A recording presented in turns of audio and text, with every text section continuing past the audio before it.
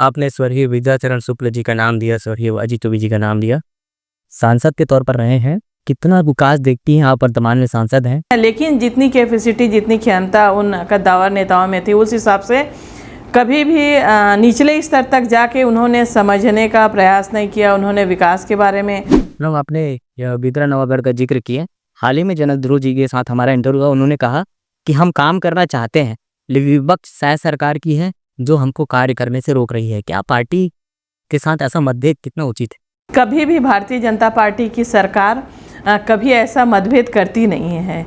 नारा दे रही है एक साल बेमिसाल, लेकिन जनता एक सवाल खड़ा कर रही है मैम, आपराधिक घटनाओं को लेकर। लेकिन उस पे सरकार तत्काल एक्शन मोड पे उस पे कार्रवाइयाँ कर रही हैं। महासमुंद लोकसभा क्षेत्र की प्रमुख मांगे क्या हैं? रेल लाइन की है, जो विगत मतलब उड़ीसा और छत्तीसगढ़। कौन सा कार्य किया जाना चाहिए? आपके द्वारा क्या कुछ कोशिश किया गया अभी तक?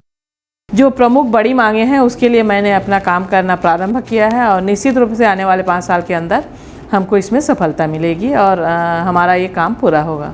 क्या कुछ नया पर्यटन के क्षेत्र में लोगों को देखने को मिलेगी आने वाली है? हमारा प्रयास, ये पहला प्रयास पर्यटन पे, ये हमारी अपना ये विश्व धरोहर आने वाले समय में होगा और इसके लिए हमने अपना प्रयास शुरू कर दिया है। मैम, साय मंत्रिमंडल को अभी तक का सबसे अव्यवस्थित मंत्रिमंडल का दर्जा विपक्ष पार्टी दे रही है। 2 पोस्ट अभी भी खाली है, 2 मंत्रिमंडल का विस्तार अभी बचा हुआ है। कैसे यहाँ विशेष हो? तो कहीं ना कहीं ये चुनाव के चलते और व्यस्तता के चलते अभी 2 पोस्ट खाली है।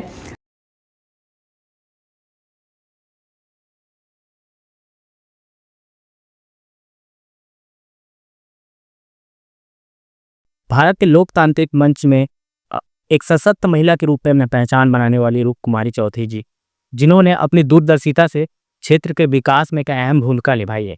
साथियों नमस्कार, मेरा नाम है भास मधुकर। आप देखना शुरू कर चुके हैं 10 आवर्स ऑफ फास्ट कार्यक्रम सवाल जवाब पर। इस कार्यक्रम के माध्यम से हम अलग अलग क्षेत्रों में जाते हैं, सांसद मंत्रियों से आपकी मुलाकात करवाते हैं, उनके जीवन के बारे में बताते हैं। बातचीत के सिलसिले को आगे बढ़ाएंगे। हमारे साथ मेहमान है महासमुंद लोकसभा क्षेत्र से सांसद रूप कुमारी चौधरी जी। मैम, बहुत बहुत स्वागत है आपका। धन्यवाद। हमारे कार्यक्रम का पहला पड़ाव होता है मैम, आपके बारे में जाने, शिक्षा दीक्षा, राजनीति में कैसे अनुभव हुआ, उसके बाद फिर बातचीत के सिलसिले को आगे बढ़ेंगे। मेरा जन्म 5 जुलाई 1976। मेरा राजनीतिक जीवन की शुरुआत सन 2005 से जिला पंचायत सदस्य के रूप में मैं अपने राजनीतिक जीवन की शुरुआत की हूँ। मेरी शिक्षा स्नातकोत्तर है और मैं 2 बार जिला पंचायत की सदस्य रही, 2005 में, 2010 में और फिर 2013 में मैं बसना से विधायक चुनी गई और अभी मैं सांसद के रूप में कार्य कर रही हूँ। इसके साथ साथ मैंने संगठन का भी भारतीय जनता पार्टी का दायित्व का निर्वहन किया है। मैंने संगठन में भारतीय जनता पार्टी में महिला मोर्चा की महामंत्री के रूप में संगठन में कार्य करना प्रारंभ किया। उसके बाद भारतीय जनता पार्टी के प्रदेश के मंत्री के रूप में काम की और अभी वर्तमान में भी सांसद के साथ साथ भारतीय जनता पार्टी की जिला अध्यक्ष के पद पर कार्य अपना कर रही हूँ। राजनीति में सबसे बड़े प्रेरणा स्रोत आप किसको मानते हैं? मैं अटल बिहारी वाजपेयी जी मेरे सबसे बड़े प्रेरणा स्रोत हैं और मैं उनको पढ़ती हूँ, उनकी कविताओं को पढ़ती हूँ, उनको सुनती हूँ और वो मेरे प्रेरणा स्रोत हैं जिनका हमने कल जयंती मनाया है। आप काफ़ी लंबे समय से राजनीति में हैं, 2 बार जिला पंचायत अध्यक्ष रही हैं जहाँ तक हमें जानकारी है। मैम, महिला होने के नाते राजनीति में क्या मुख्य चुनौतियों का सामना आपको करना पड़ता है?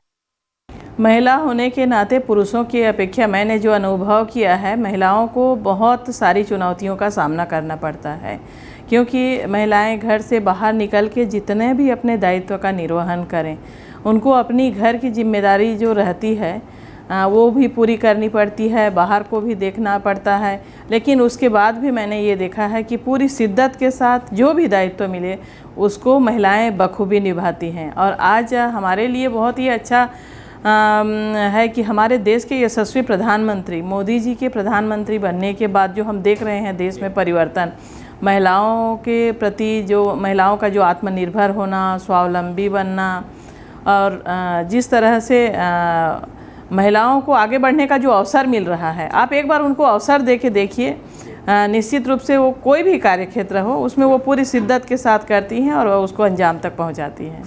मैम छात्र जीवन से ही राजनीति में क्या रुचि थी आप? नहीं, मेरा ऐसा कोई राजनीति में कोई इंटरेस्ट नहीं था, कोई रुचि नहीं था।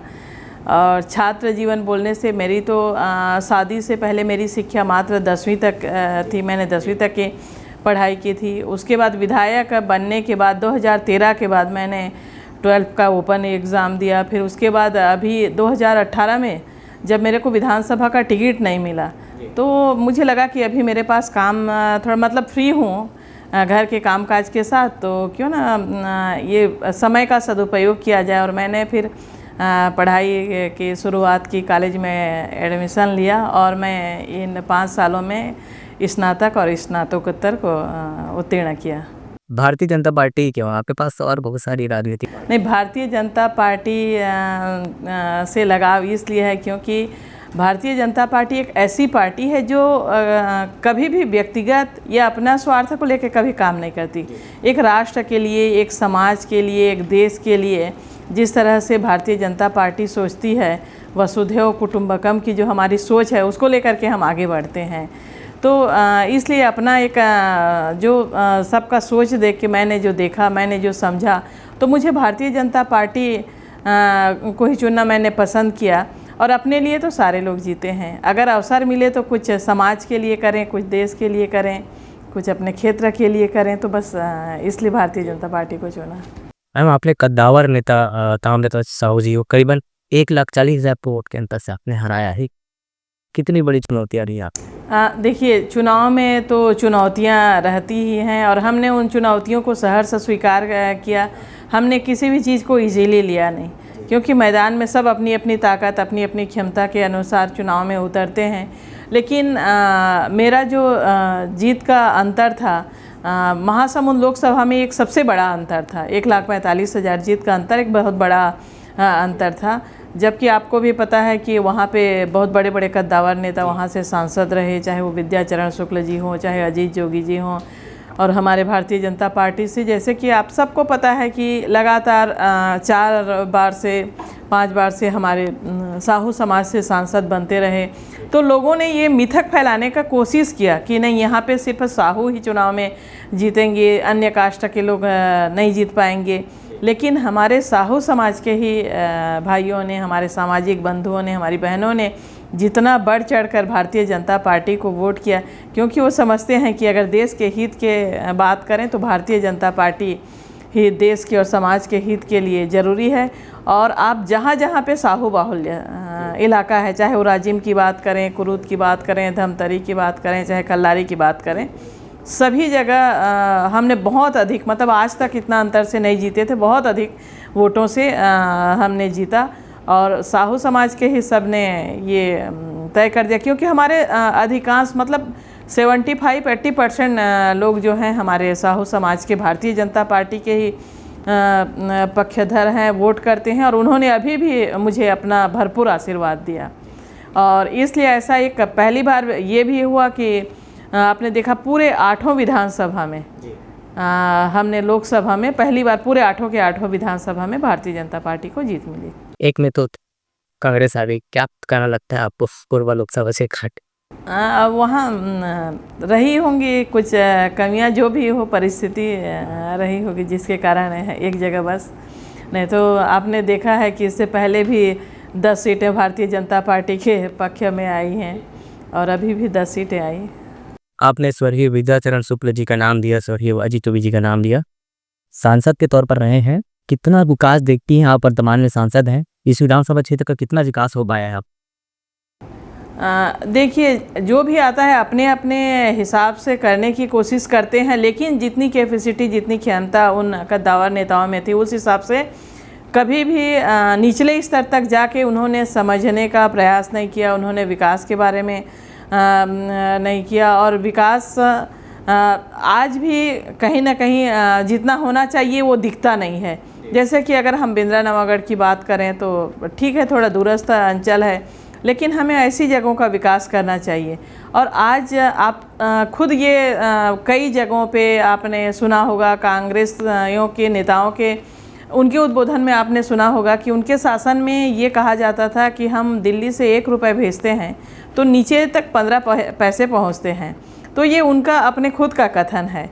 तो कहीं ना कहीं हमारी सोच होनी चाहिए कि हम विकास कैसे करें, तो ये सोच दिखा नहीं है अन्य लोगों में। ये तो देश के प्रधानमंत्री मोदी जी के आने के बाद जिस तरह से डायरेक्ट बेनिफिट योजना लागू की गई, नीचे तक शौचालय बनाने का काम किया गया, प्रधानमंत्री आवास की बात करें तो कुल मिला के हम हितग्राही मूलक जो योजना लागू किए और उसका हम ये योजना ही लागू नहीं कि बल्कि क्रियान्वयन को भी हमने धरातल पे जिस तरह से उसका क्रियान्वयन हमने किया, तो इससे आज विकास दिख रहा है। लोग आपने बिद्रा नवागढ़ का जिक्र किया। हाल ही में जनक ध्रुव जी के साथ हमारा इंटरव्यू हुआ, उन्होंने कहा कि हम काम करना चाहते हैं, लेकिन विपक्ष शायद सरकार की है जो हमको कार्य करने से रोक रही है। क्या पार्टी के साथ ऐसा मतभेद कितना उचित है? कभी भी भारतीय जनता पार्टी की सरकार कभी ऐसा मतभेद करती नहीं है। हमारा ये सोच है सबका साथ, सबका विकास, सबका प्रयास और सबका विश्वास, ये मोदी जी का ध्येय है। और पिछले 5 साल कांग्रेस की सरकार रही ना, तब भी अवसर था, उन्होंने क्या विकास किया? तो ये बोलने की बातें हैं। ये तो छत्तीसगढ़ का भला हो गया कि छत्तीसगढ़ की जनता ने समय रहते पहचान लिया और इसलिए 5 साल में ही उनको रास्ता दिखा दिया और फिर यहाँ पे भारतीय जनता पार्टी की सरकार आ गई। पिछले 5 सालों में विकास के नाम से कुछ भी नहीं हुआ है, सिर्फ नरवा गरवा घुरवा बारी भ्रष्टाचार की 4 चिन्हारी, इसके सिवाय कभी आपने विकास कुछ देखा नहीं। और उम्मीद अब भारतीय जनता पार्टी से लोगों की उम्मीदें हैं कि भाई जो काम करता है उससे ही उम्मीदें रखते हैं। तो भारतीय जनता पार्टी की सरकार आने के बाद निश्चित रूप से साय सरकार आने के बाद साय साय काम तो हो रहा है, ये आप भी देख रहे हैं। चाहे हम महतारी वंदन की बात करें, चाहे हम जो घोषणा किए थे प्रधानमंत्री आवास जो कांग्रेस की सरकार में रिटर्न कर दिया गया था उसको वापस लाने की बात करें, चाहे हम हमारे किसानों को 2 साल का बोनस जो उन्होंने भी देने का अपना वादा किया था उसको भी हमने दिया, उसको भी हमने पूरा किया। और 21 क्विंटल धान खरीदने की बात करें, 3100 रुपये के रेट से खरीदने की बात करें और तमाम योजनाएं जिसको भी हमने अपने चुनाव में वादे किए थे उनको हम पूरा कर रहे हैं। और हमारी बहनों का आप देखिए, सबसे बड़ी चीज़ मैंने पहले ही कहा कि उनके सरकार में 1 रुपये का 15 पैसे नहीं पहुंचता था और हमारी सरकार में आने के बाद देश के प्रधानमंत्री मोदी जी ने हमारी बहनों के लिए पूरे अकाउंट खुलवा दिए। तो आप कल्पना करिए, कभी ये एक समय रहता था कि बैंक के दरवाजे तक हमारी बहनें नहीं जा पाती थी, खाता खुलवाने की बात तो दूर की बात है। तो आज उनके सारे के अकाउंट खुल गए और सीधे सीधे उनके अकाउंट में पैसे जा रहे हैं। तो किसी तरह का एक नए पैसे का कोई भ्रष्टाचार नहीं है। तो ये भारतीय जनता पार्टी की सरकार की सरकार ने 1 साल पूरी हो चुकी है, नारा दे रही है 1 साल बेमिसाल, लेकिन जनता एक सवाल खड़ा कर रही है मैम आपराधिक घटनाओं को लेकर, क्या कुछ कहना चाहेंगे आप? देखिए, आपराधिक घटनाएं कुछ जगह सुनने को आ रही हैं, लेकिन उस पर सरकार तत्काल एक्शन मोड पे उस पर कार्रवाइयाँ कर रही हैं। आने वाले समय में जिस तरह से हमारे केंद्रीय गृह मंत्री माननीय अमित शाह जी के नेतृत्व में नक्सलवाद को पूर्ण रूप से ख़त्म करने के लिए बस्तर का अभी इतने कम समय में 2 बार उनका दौरा हो चुका और नक्सली घटनाएं भी कम होगी। कई एनकाउंटर आपने देखा होगा, नक्सली मारे जा रहे हैं। तो आने वाले समय में इसका परिणाम देखने को मिलेगा। थोड़ा समय चाहिए, जिस तरह से बिखरा पड़ा था तो उसको ठीक करने में टाइम तो लगेगा। तो निश्चित रूप से समय आते ये सब न दुरुस्त किया जाएगा और जो भी दोषी होंगे उनके ऊपर लगातार कार्रवाई की जाएंगी। 2013 में पहली बार विधायक बनी, आज बसना विधानसभा क्षेत्र में संपत अग्रवाल जी विधायक हैं। उस विधानसभा क्षेत्र की स्थिति में क्या कुछ बदलाव आप देख रही हैं? देखिए, 2013 में मैं पहली बार बसना विधानसभा से विधायक चुनी गई और 13 में लगातार बहुत सारे ऐसे बड़े काम उस विधानसभा के अंदर जो छूटे हुए थे उन कामों को हमने पूरा किया था। चाहे मेमरा से चिखली के बीच बड़े पुल का निर्माण हो, चाहे हमारे ही कार्यकाल में 2 कॉलेज खोले गए, पिड़दा में 1 कॉलेज खोला गया, लोहराकोट में 1 कॉलेज खुला। तो इतने लंबे समय तक सिर्फ बसना और पिथौरा में 1 विधानसभा में 2 कॉलेज थे। 1 साल में 2 कॉलेज खोलना बड़ी उपलब्धि थी। चाहे निकट का निर्माण करें, चाहे high school, higher secondary school, चाहे स्वास्थ्य सुविधाओं का, लगातार बसना विधानसभा में विकास उस समय हुआ था। और उसके बाद पिछले 5 साल में जब कांग्रेस की सरकार थी और कांग्रेस के जब विधायक बने तो विकास के नाम से कभी कुछ भी नहीं रहा। ये आप पूरे प्रदेश की स्थिति देख सकते हैं। विकास के नाम पे कांग्रेस ने कभी विकास किया नहीं, उन्होंने सिर्फ अपने ही झोली भरने का काम किया, और उसका प्रत्यक्ष उदाहरण खुद देख रहे हैं। कितने आईएएस जेल में पड़े हुए हैं, तो और मुझे और क्या कहना। लेकिन अब फिर भारतीय जनता पार्टी के सरकार भी है, बसना में विधायक भी हैं, तो अब फिर विकास शुरू है, विकास की गति तेजी से होगी। महासमुंद लोकसभा क्षेत्र की प्रमुख मांगे क्या हैं?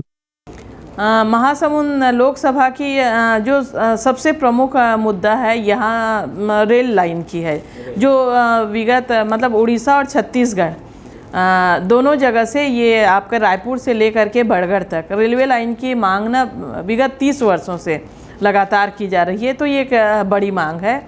और सिंचाई सुविधा, जिस तरह से गंगरेल से कुरुद धमतरी में नहर के माध्यम से सिंचाई होती थी, तो वैसा एक बड़ा मांग है सिकासेर जलाशय के जो वेस्टेज पानी है उसको नहर के माध्यम से ला करके हम महासमुंद के चाहे कोडार डैम हो, चाहे अन्य कई डैम हैं, उसमें भरा जाए ताकि सिंचाई की सुविधा मिल सके। बसना सरायपाली इलाके की अगर मैं बात करूं तो वास्तव में वहां पे वाटर लेवल बहुत डाउन होते जा रहे हैं। आज कुछ गांव ऐसे हैं जहां पे 1000 फीट चला गया है वाटर लेवल, 1000 फीट खोदने के बाद भी पानी नहीं मिल रही है। तो हमारे लिए आज के स्थिति में सिंचाई का पुख्ता इंतजाम होना चाहिए। हमको एनीकेट और डैम के माध्यम से हम पानी का स्टोरेज नहीं करेंगे तो भविष्य में हमारे लिए बहुत दिक्कत आएगी। और आपके मेडिकल कॉलेज की मांग है, बड़ी मांगों में धमतरी में एक मेडिकल कॉलेज की मांग है। और ऐसे इस तरह से हैं जो प्रमुख जो बड़ी मांगे हैं। आपके नज़र में मुख्य मांगों पर आपको कौन सा कार्य किया जाना चाहिए? आपके द्वारा क्या कुछ कोशिश किया गया अभी तक? आपने देखा होगा कंटिन्यू, मैंने जब से लोकसभा से चुनाव जीती हूँ, सांसद बनी हूँ, तो मैंने प्रमुख बड़ी मांगों में मैंने रेलवे लाइन के लिए मैंने मंत्री जी से मिला और DPR का काम उन्होंने बनाने का निर्देश किया हुआ है। इसके अतिरिक्त मेडिकल कॉलेज की मैंने मांग रखी। सिकासेर जलाशय का सर्वे का काम कंप्लीट हो चुका है, इसके लिए मैं प्रयासरत हूँ। और उसके साथ साथ नेशनल हाईवे से महासमुंद होते हुए बागबाहरा में बाईपास रोड की आवश्यकता है, तो इसके लिए भी मैंने नितिन गडकरी जी से मिल के बात को रखी कि वहाँ पे भी बाईपास बनना चाहिए। तो मैंने जो प्रमुख बड़ी मांगे हैं उसके लिए मैंने अपना काम करना प्रारंभ किया है, और निश्चित रूप से आने वाले 5 साल के अंदर हमको इसमें सफलता मिलेगी और हमारा ये काम पूरा होगा। स्वास्थ्य और शिक्षा क्षेत्र में आपने अपने लोकसभा क्षेत्र की क्या कुछ परिस्थितियाँ देखी हैं और क्या की सुधार करने वाली हैं? देखिए, स्वास्थ्य के क्षेत्र में बिंद्रानवागढ़ विधानसभा है जहाँ पे स्वास्थ्य के क्षेत्र में थोड़ा सा वहाँ पे आवश्यकता है। और पिछले दिनों कई डॉक्टरों की पोस्टिंग हुई है और एम्बुलेंस की भी व्यवस्था की गई है। तो जहाँ जहाँ डॉक्टरों की कमी है, क्योंकि डॉक्टर को आप ऐसे ही नहीं रख सकते, हमको डॉक्टर जब मिलेंगे तब हम पोस्टिंग करेंगे। लेकिन इस क्षेत्र में लगातार सरकार के द्वारा भी प्रयास किया जा रहा है और आने वाले समय में अभी काफ़ी सारे डॉक्टरों की पोस्टिंग भी हुई है। हमको महासमुंद में भी मिले, बिंद्रानवागढ़ में भी मिले। और मेडिकल कॉलेज की मांग मैंने जैसे पहले ही कहा कि स्वास्थ्य के क्षेत्र में ये अपनी बड़ी उपलब्धि होगी। शिक्षा के क्षेत्र में हमारी सरकार आने के बाद ही आपने देखा कि मैंने पहले ही कहा कि हमारे पास कॉलेजेस हैं और गढ़फुलझर में, उधर बिंद्रानवागढ़ में और कुछ कॉलेजेस की मांग है, जिसके लिए हम माननीय मंत्री जी से, CM साहब से मिल करके इसके लिए बात करेंगे और ये मांगें भी पूरी होंगी। आदिवासी बहुल क्षेत्र की सूची में आपका लोकसभा क्षेत्र भी आता है मैम, उनके उत्थान के लिए क्या कुछ योजनाएं आपके द्वारा बनाई जा रही?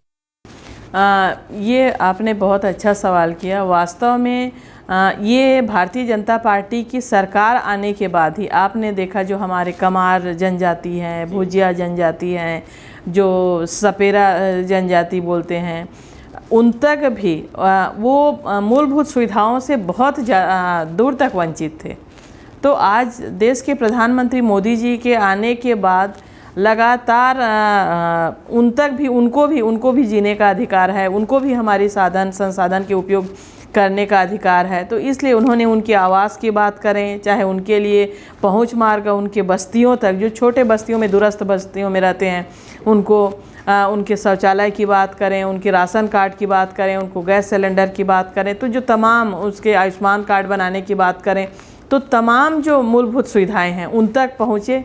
और इसके साथ साथ उनके बच्चों को भी शिक्षा मुफ्त में मिले। और इसके लिए पूरा प्रयास अगर किसी के द्वारा किया जा रहा है तो देश के यशस्वी प्रधानमंत्री मोदी जी के द्वारा किया जा रहा है। वर्चुअल माध्यम से वो लगातार इनकी योजनाओं की जानकारी, कहाँ कितना विस्तार हुआ, कहाँ कोई कमी रही नहीं रही, इसके लिए लगातार कर रहे हैं। और उसके अतिरिक्त केंद्रीय स्तर के मंत्री हमारे उसके निरीक्षण के लिए कमार बस्तियों तक पहुंचते हैं। तो और सबसे बड़ी चीज़ हमारी महिला बहनों को, जो बहनों को लखपति दीदी बनाने का अगर किसी ने सपना देखा तो देश के प्रधानमंत्री मोदी जी ने देखा। अगर आज हम ये बात करें, हम अपने बच्चों को भी पढ़ाएं, तो हम ये हमारे लिए पॉसिबल भी नहीं है और संभव भी नहीं है कि हम सब कोई नौकरी करें। तो देश के प्रधानमंत्री जी ने तो उससे और आगे बढ़ के सोच रहे हैं कि आप नौकरी सिर्फ करने वाले नहीं, बल्कि आप इतना सक्षम बने कि नौकरी देने वाले बने। और इसलिए आप देख रहे हैं ITI के माध्यम से हम उनको उनकी रुचि के अनुसार, चाहे वो हमारी बहनें हैं, चाहे हमारे भाई हैं, चाहे हमारे युवा वर्ग हैं, चाहे हमारी जो बहनें हैं वो महिला स्व सहायता समूह के माध्यम से, यहाँ तक ड्रोन दीदी बनाने का भी प्रशिक्षण दिया जा रहा है। तो कोशिश ये है कि उनकी रुचि के हिसाब से कम 20 लोगों की टीम अगर कोई एक काम करने के लिए इंटरेस्ट दिखाते हैं तो उनके लिए हम उनका प्रशिक्षण की व्यवस्था करें, उनको सिखाएं। और उनके रोज़गार के लिए हम लगातार प्रयासरत हैं। और उसके साथ साथ उनकी मार्केटिंग की भी पूरी व्यवस्था, तो उनके रुचि के हिसाब से उनको प्रशिक्षण दे करके आत्मनिर्भर बनाने का प्रयास लगातार भारतीय जनता पार्टी की सरकार के द्वारा की जा रही है। महिला सशक्तिकरण को बढ़ावा देने में आप अहम भूमिका निभा रही हैं। महिलाओं की स्थिति क्या है आपके लोकसभा क्षेत्र में? आप जैसे कि आप पता है कि मोदी जी बहुत भरपूर कोशिश कर रहे हैं बढ़ावा देने को लेकर। आपके नज़रिए में, आपके क्षेत्र में क्या वजह स्थिति? पिछले 10 साल की मैंने देखा है, पिछले 10 साल की बात करें और अभी में बहुत ज़्यादा अंतर आई है। आप कहीं पे भी देखें, महिलाएं जहाँ पे भी अगर हम प्रशिक्षण कुछ काम को लेकर प्रशिक्षण देने की बात करें, हम सभा की बात करें, हम कोई आयोजन करना चाहें, हम कोई सेमिनार करना चाहें, कुछ भी करें, तो आप वहाँ पे जाके देखेंगे तो हमारी महिलाओं की भागीदारी कहीं पुरुषों से बढ़ के रहती है। तो ये एक हमारे लिए बहुत अच्छा संकेत है। और जहाँ पे समाज में महिलाओं की और युवाओं की भागीदारी जहाँ पे सुनिश्चित हो गई, तो फिर विकास को कोई नहीं रोक सकता। तो अब हमारे युवा भी आगे आ रहे हैं और महिलाएं भी आगे आ रही हैं। और सबसे बड़ी चीज़ मैंने पहले ही कहा कि वो आत्मनिर्भर हो रही हैं। आत्मनिर्भर होना अपने आप में बड़ी बात है। स्वावलंबी बन रही हैं और निर्भीक होकर के आ रही हैं। महिलाओं को पंचायत में 50% का आरक्षण मिला है, ठीक बात है, लेकिन उसके बाद भी आप देखते हैं कि सिर्फ 50% ही नहीं आती, अपने काबिलियत से भी और जगह। और आरक्षण का मतलब ये नहीं है कि महिलाएं कमज़ोर हैं तो आरक्षण दिया गया। अगर हम आरक्षण नहीं देते तो कहीं ना कहीं उनको अवसर नहीं मिल रहा था।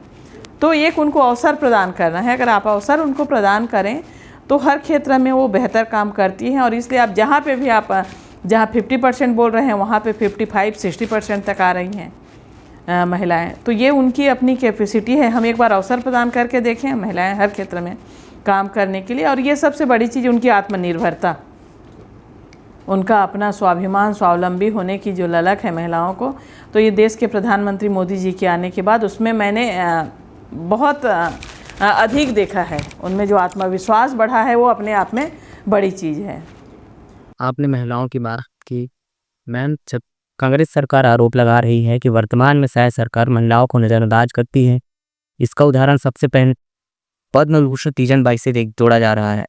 सबसे बड़ा दूसरा नागरिक सम्मान उनको दिया गया और आज उनको सरकार द्वारा नज़रअंदाज किया जा रहा है। क्या कुछ देखती हैं आप? एक महिला है, महिला सशक्तिकरण को लेकर आप काम करती हैं। नहीं, हमारी सरकार ने कभी महिलाओं को नज़रअंदाज नहीं किया है।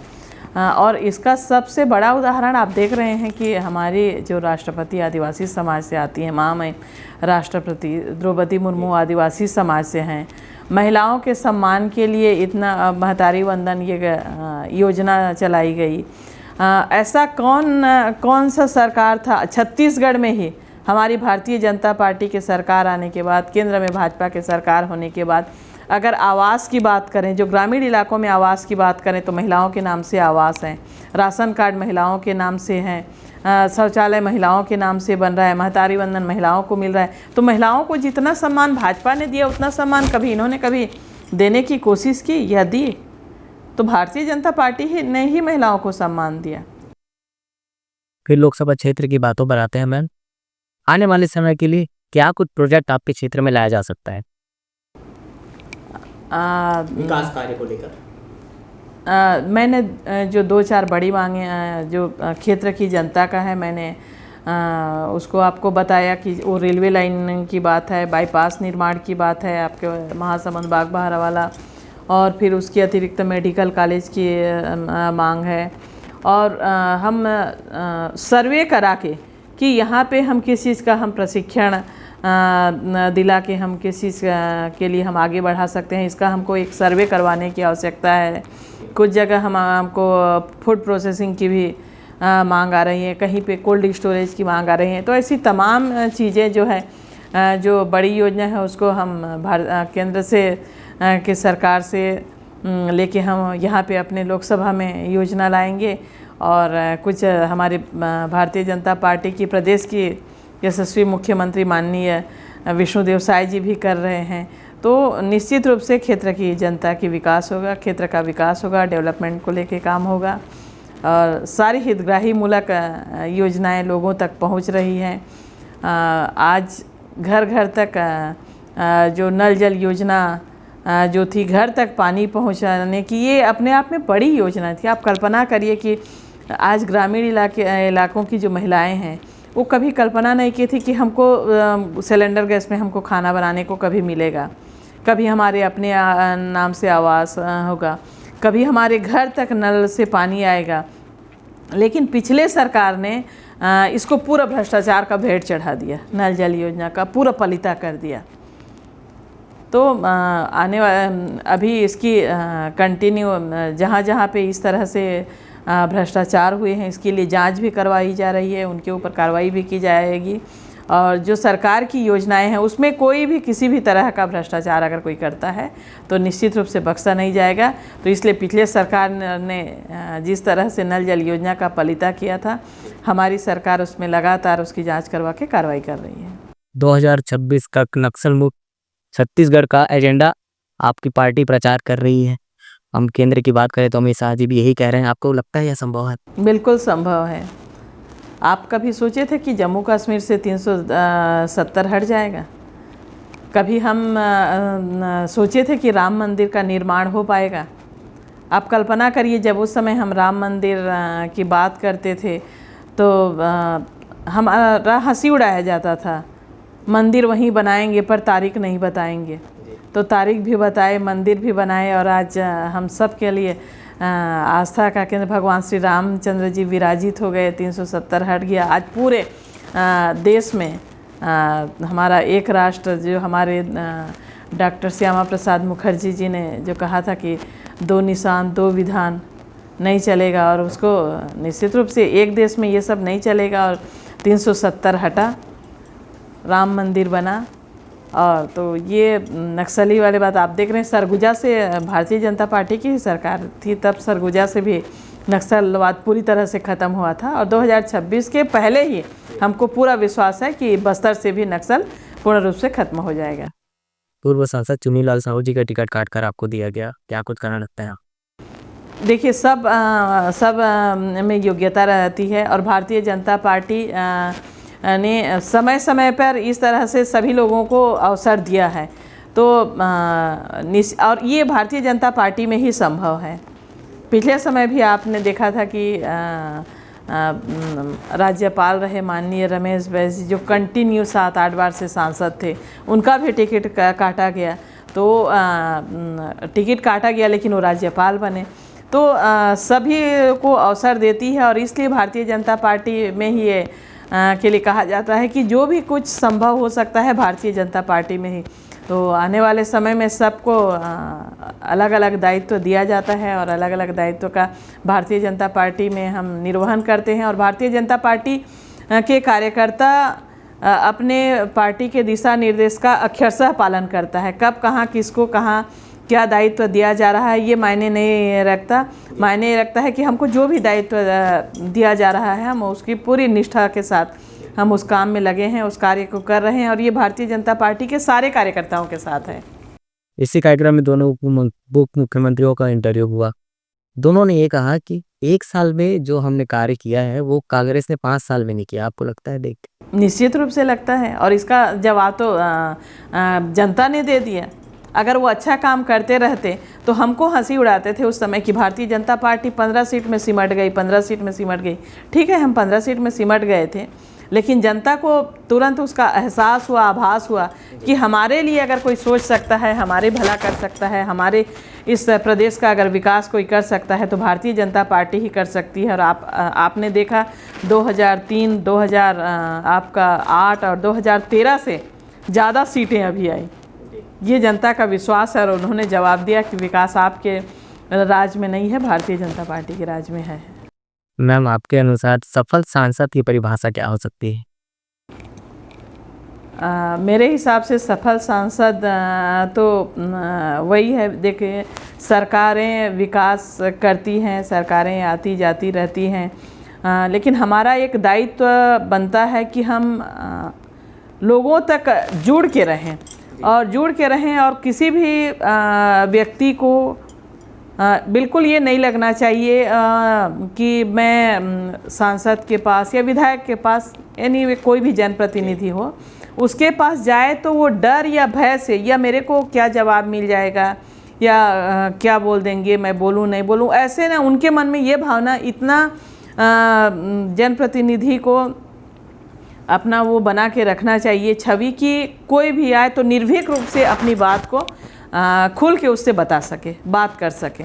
तो मेरे विचार से तो वही सफल जनप्रतिनिधि होता है कि उसकी जनता उसके सामने खुल के अपनी बातों को रख सके। अपनापन इतना होना चाहिए।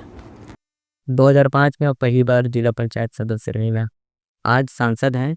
राजनीति में कितना बदलाव देखती हैं आप? कितना अंतर आया हुआ है राजनीति में?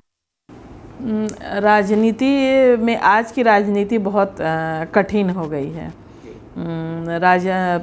हम जैसे कि लोगों का ये सोच था पहले, जिस तरह से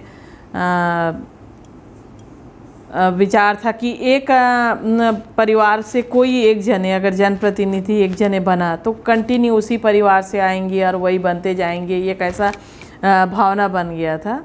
और वो कांग्रेस पार्टी के लिए ही है। वो आप जानते हैं भारतीय जनता पार्टी में ऐसा कुछ रहा नहीं।